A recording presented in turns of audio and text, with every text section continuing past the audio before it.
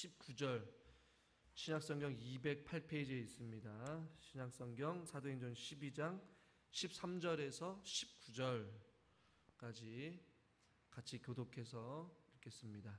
베드로가 대문을 두드린데 로데라 하는 여자아이가 영접하러 나왔다가 베드로의 음성인 줄 알고 기뻐하여 문을 미처 열지 못하고 달려들어가 말하되 베드로가 대문 밖에 섰더라 하니 그들이 말하되 내가 미쳤다 하나 여자아이는 힘써 말하되 참말이라 하니 그들이 말하되 그러면 그의 천사라 하더라.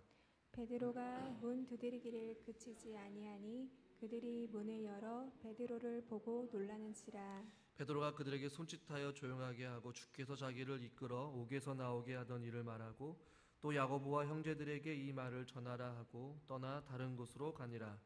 날이 새매 군인들은 베드로가 어떻게 되었는지 알지 못하여 적지 않게 소동하니 헤롯이 그를 찾아도 보지 못하매 파수꾼들을 신문하고 죽이라 명하니라. 헤롯이 유대를 떠나 가이사라로 내려가서 머무니라. 아멘. 수협에 나오신 여러분들을 환영하고 축복합니다. 무더운 날씨 속에서 성도님들 어떻게 지내셨는지 모르겠어요. 건강 잘 챙기시고 믿음 생활도 나태하거나 게으르지 않도록 깨어 있어서 기도하는 저와 여러분 되기를 간절히 소망합니다. 베드로가 감옥에서 풀려난 사건들을 우리가 좀 오랜 시간 동안 살펴보았어요. 그리고 이 베드로가 오늘 본문부터 어떤 내용이냐면 그들가 기도했던 그 마가라 하는 요한의 어머니 집에 찾아가서 자기가 살아서 나오게 된 과정을 기도하는 사람들에게 설명을 합니다.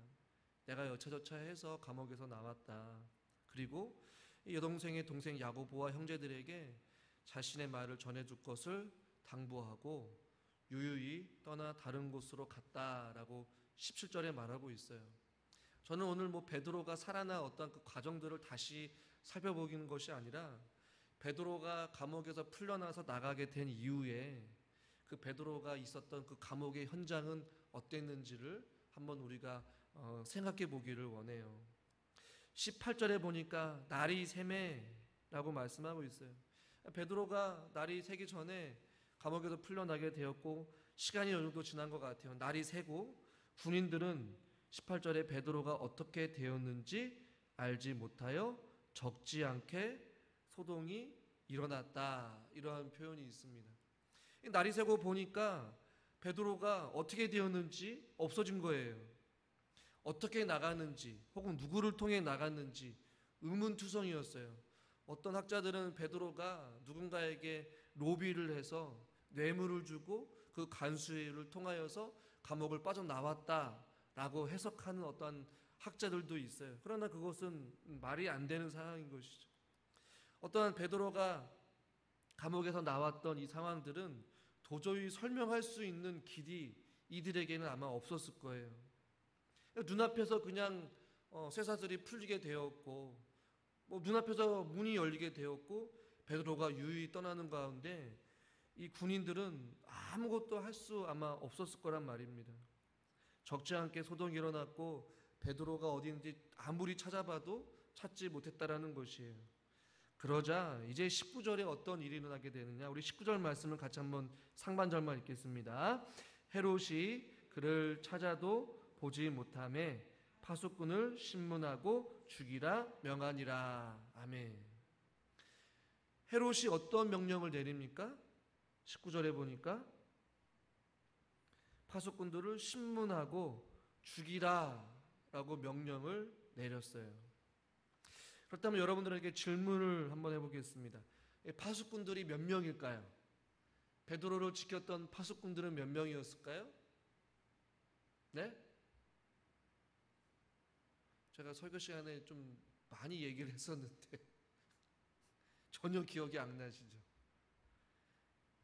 16명이 특별히 차출돼서 오늘 권사님 새롭게 안 사시는 것처럼 16명의 군사들이 4교대로 4명이서 3교대로 계속해서 4교대로 16명이 했단 말이에요. 그러니까 이 16명들을 신문하고 죽인 거예요. 어떻게 보면 이 4명의 군사가 깜빵 속에서 베드로만을 지키는데 무려 16명이 교대로 베드로를 지키고 있었을 거란 말이에요. 아마 이 16명 모두 다 신문을 했을 거예요. 왜냐하면 16명 중에 누군가가 혹시라도 베드로와 결탁을 했거나 뇌물을 받았거나 배신자가 있을 수 있기 때문에 이 16명 예외 없이 모두 다 함께 아마 신문을 당하였고, 결국에는 최소 4명 혹은 최대 16명 이상 모두 다 아마 처형을 당했을 것이다 라고 학자들은 주장을 합니다. 왜 이러한 명령을 내렸냐? 당시 수감된 죄인이 도주를 하거나 그 도주를 허용하도록 한 간수는 그 탈옥한 죄인이 받기로 예정되어 있는 처벌과 똑같은 처벌을 받는 것이 이 당시의 법이었어요. 그러니까 베드로가 처해 있는 형벌은 무엇이었습니까? 죽음이었어요. 그런데 이 16명의 파수꾼들이 베드로를 지키고 있었는데 그 베드로가 감옥에서 어떤 이유인지 사라졌기 때문에 이 16명에 해당되는 처벌은 바로 사형이란 말이에요. 그래서 이 헤롯은 이 파수꾼들을 신문하고 다 죽여라 라고 이러한 명령을 내린 것이었어요.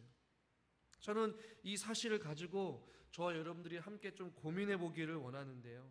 어떤 고민이냐면 이 베드로 한 사람을 살리기 위해 어떻게 보면 이 16명의 사람들을 희생되었다라는 것이에요. 하나님께서 이 베드로를 귀하게 여기신 것은 맞아요. 그래서 베드로 역시도 베드로전서 1장 5절에서 이러한 고백을 합니다. 같이 한번 말씀을 읽겠습니다. 너희는 말세에 나타내기로 예비하신 구원을 얻기 위하여 믿음으로 말미암아 하나님의 능력으로 보호하심을 받았느니라. 아멘.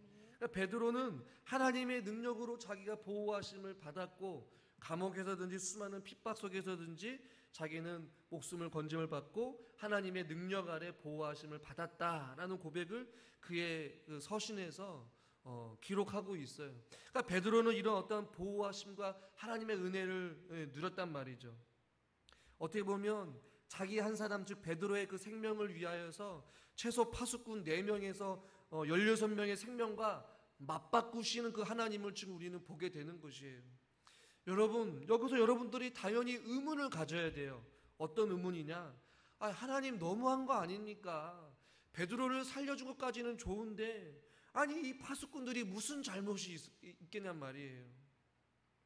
그들은 어떤 파수꾼으로서 그냥 자기가 주어진 자리에서 그냥 자신의 임무에 최선을 다했을 뿐이에요.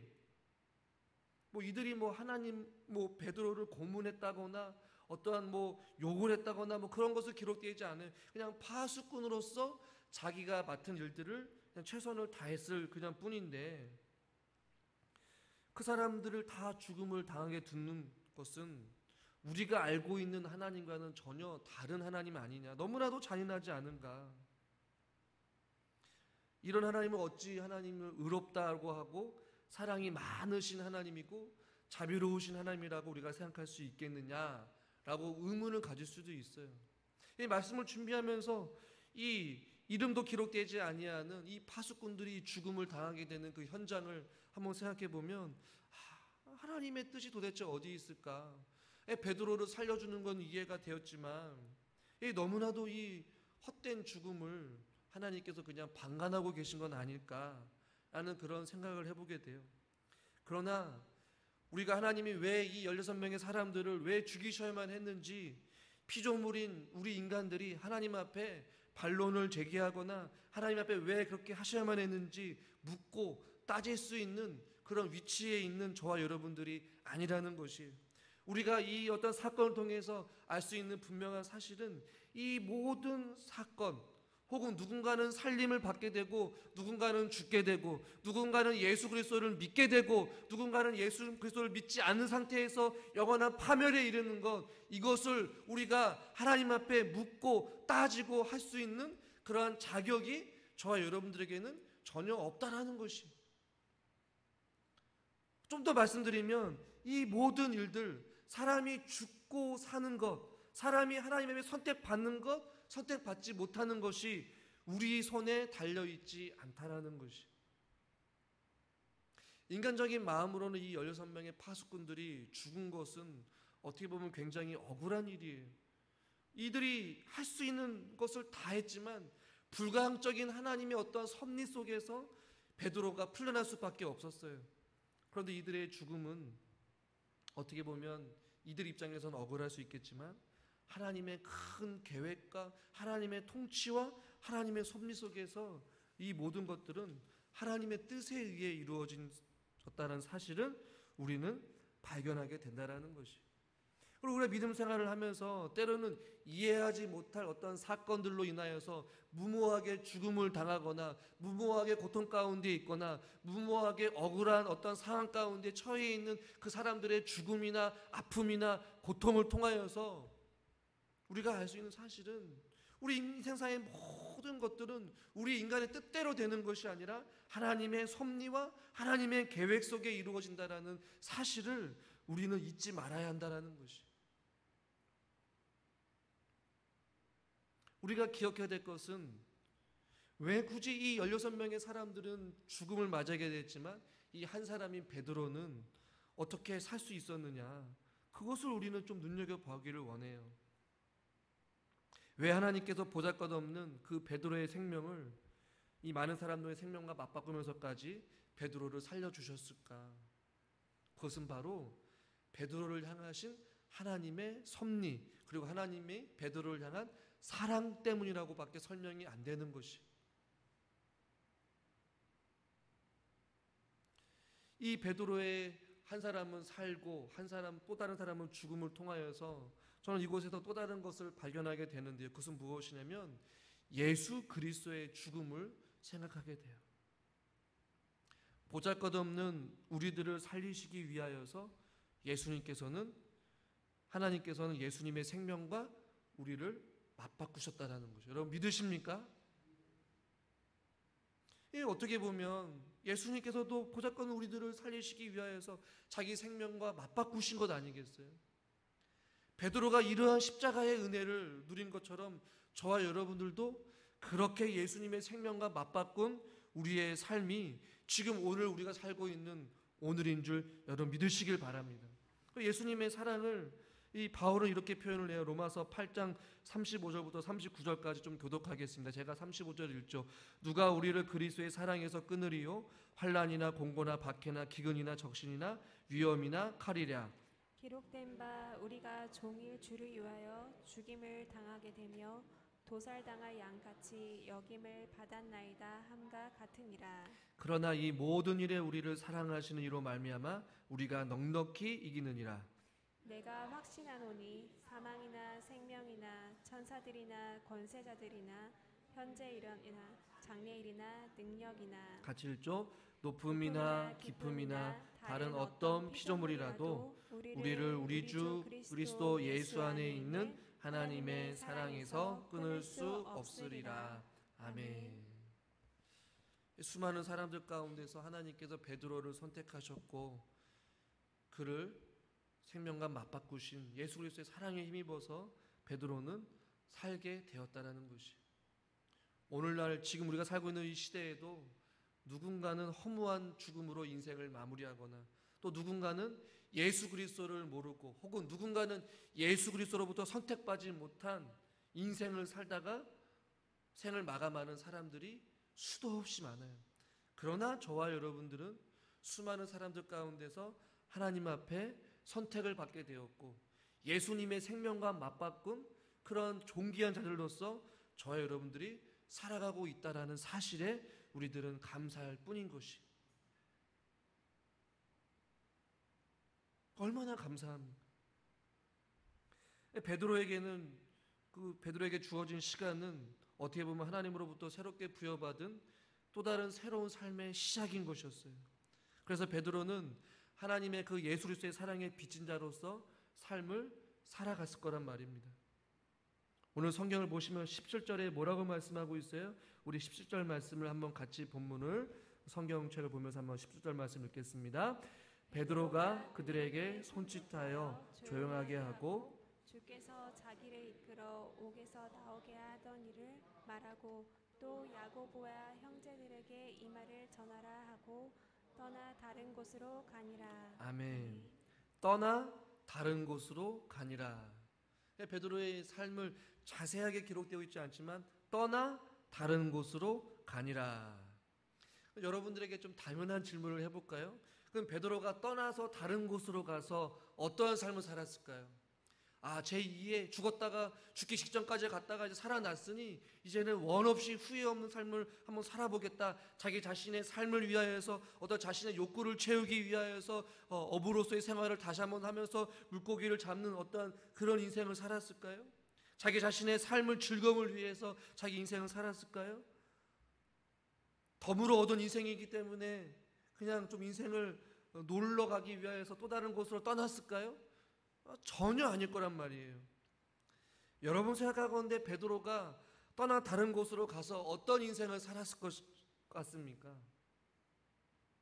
복음을 전하러, 생명을 전하러, 사랑을 전하러, 이 부활의 증인으로서의 삶을 살지 않았을까요? 할렐루야. 이 늘어난 생명, 살 수 있는 기회, 그 하루 전날까지 죽음의 문턱까지 갔던 베드로의 삶에 하루하루를 눈을 뜨게 하시고 호흡하게 하시고 또 살 수 있으면 얼마나 감사했을까요? 베드로는 그의 인생 하루하루를 소중하게 그 하나님께서 생명 주시고 살려주신 그 은혜에 그 사랑의 빚진 자로서 아마 베드로는 살아갔을 것이에요. 바울의 삶 역시도 마찬가지였어요. 그는 사랑의 빚진 자로서 그의 삶을 살았어요. 하나님의 사랑에 사로잡힌 바울도 로마서 1장 14절부터 그는 이렇게 고백합니다. 14절은 제가 읽고 15절은 여러분들이 읽으시길 바랍니다. 헬라인이나 야만인이나 지혜 있는 자나 어리석은 자에게 다 내가 빚진 자라. 그러므로 나는 할 수 있는 대로 로마에 있는 너희에게도 복음 전하기를 원하노라. 아멘. 로마서 1장 14절에 뭐라고 말씀하고 있어요? 다 내가 빚진 자라. 무엇에 빚진 자입니까? 돈에 빚진 자예요? 아니에요. 베드로나 바울이나 빚진 것은 바로 하나님께 받은 그 사랑을 빚진 것이었어요. 그래서 어떤 책에서 이런 내용이 있었어요. 교회가 어떤 곳이냐? 교회는 자신들의 생명을 예수님의 생명과 맞바꾸어 주신 하나님께 사랑의 빚을 진 채무자들의 모임이다 라고 말씀합니다. 사랑의 빚진 자들, 사랑의 채무자들이다라고 이런 표현을 썼어요. 베드로도 마찬가지고 바울도 마찬가지고 저와 여러분 모두 다가 채무자라는 것이 누구에게요? 하나님께 모두 다 빚진 자들이라는 것이. 우리 옆에 있는 성도님들한테 인사합시다. 권사님, 장로님, 집사님, 우리 모두 다 채무자입니다. 뭐 이야기하세요. 권사님, 목사님 말도 마세요. 지금 은혜빚 이자 갚기도 바쁘고 버거워요. 카드값이 계속 나가는데 우리 평생이 살아가면서 그냥 우리 돈 번 족족 그 은행 통장에서 계속 스쳐져가는 그 은혜빚을 갚아가는 그런 빚진 자의 인생이 아니라 저와 여러분들을 살려주시고 생명 주시고 오늘을 살게 해주신, 오늘 하루를 더 살게 해주신 것은 바로 우리가 주님의 사랑에 빚진 자로서 오늘 하루를 그 사랑을 갚아내며 우리가 주님께 영광을 돌리고 주님께 그리스도의 복음을 전하는 그 사랑의 채무자로서 살아가기 위해서 하나님께서 오늘 하루를 더 살게 해주신 것이. 할렐루야. 은행의 빚만 갖지 마시고 하나님께서 저와 여러분들에게 주신 그 하나님의 그 은혜와 사랑을 우리가 갚아갈 수 있기를 주님의 이름으로 축원합니다. 우리가 죽을 때까지 그 사랑의 빚을 다 갚을 수는 없어요. 왜냐하면 주님께서 우리와 생명과 맞바꾸셨기 때문에. 그러나 우리는 호흡이 멈추는 그 순간까지 우리는 그 사랑의 빚진 자로서 오늘 하루를 더 살아갈 수 있음에 감사하시고 하나님께 조금이라도 더 주의 사랑의 빚진 자로서의 삶을 살아가는 그런 복음을 전하는 일에 힘쓰는 저와 여러분이 될 수 있기를 주님의 이름으로 축원합니다. 베드로는 아마 다른 곳으로 떠났을 때의 마음가짐이 아마 달랐을 거예요. 예수 믿는 저와 여러분들도 이런 마음가짐이 있어야 되는 것 아니겠습니까? 예수 믿기 전에는 나를 위하여 살았고 가정을 위해 살았고 우리의 어떤 욕구를 채우기 위해 살았고 돈을 벌기 위해 살았다면 우리의 인생이 예수님을 믿음으로 말미암아 가치관이 바뀌어야 되고 인생의 목적이 달라야 된다는 것이에요. 베드로가 다른 곳으로 떠나갔을 때 그가 과거에 내딛었던 그 발걸음, 예수님과 함께 걸었던 발걸음, 예수님을 부인하며 도망쳤을 때 발걸음, 부활하신 예수님을 만났을 때 내가 나를 사랑하느냐 했을 때 그 예수님의 질문 앞에 예수님에 나아갔던 그 발걸음, 부활의 능력에 예수님을 만났을 때 발걸음, 복음을 전하다가 죽은 자를 살렸을 때 발걸음, 그리고 감옥에 억울하게 갇혔을 때에 그가 죽음의 문턱까지 갔을 때 발걸음, 그리고 또 나아가서 또 다른 곳으로 떠나갈 때 그 발걸음, 그 순간순간마다 매일같이 하나님의 그 은혜로 말미암아 베드로는 새롭게 갱신되어졌고 그의 삶이 바뀌게 되었고 다짐하고 결단하였던 것을 우리는 보게 돼요. 여러분이 10년, 20년, 30년, 40년 믿음 생활하면서 여러분의 그 인생의 여정이 계속해서 달라지듯이 우리의 영혼이 날마다 새로워짐으로 말미암아 우리가 떠나는 곳, 우리가 밟는 곳곳마다 매일같이 새롭게 역사하시는 하나님의 은혜로 저와 여러분의 심령이 새로워지시고 사랑의 빚진 자로서 어떻게 하면 내 주어진 삶 속에서 내 나이에 걸맞는 주님의 영광을 위해 살아갈 수 있을까, 그런 삶의 진지한 고민을 하시면서 하루하루를 의미 있게 살아가야 한다라는 것이,